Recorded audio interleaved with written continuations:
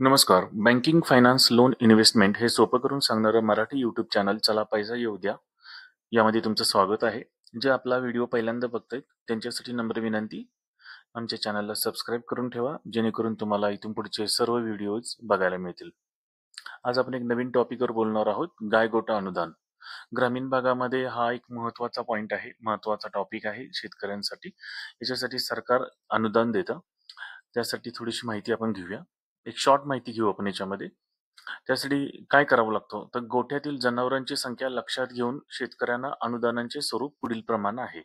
समजा तुमच्या गोठ्यामध्ये 2 ते 6 जनावर असतील, तर 77,188 रुपयाचं अनुदान मिळतं.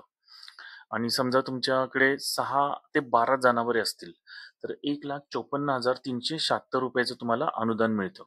आणि 13 पेक्षा जर अधिक जनावरे असतील, तर 2,31,564 रुपयाचं अनुदान मिळतं.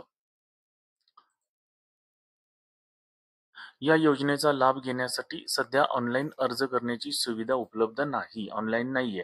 त्यामुळे काय करायचं आहे, त्यामुळे शेतकऱ्यांना संबंधित ग्रामपंचायत कार्यालयात जायचंय.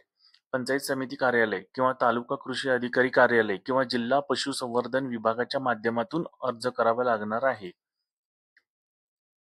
या योजनेसाठी अर्ज करणारा व्यक्ती शेतकरी असला पाहिजे. त्याच्याकडं स्वतःची जागा असणं आवश्यक आहे. अर्जदाराला पशुधन संगोपनाचा अनुभव असणं गरजेचं आहे.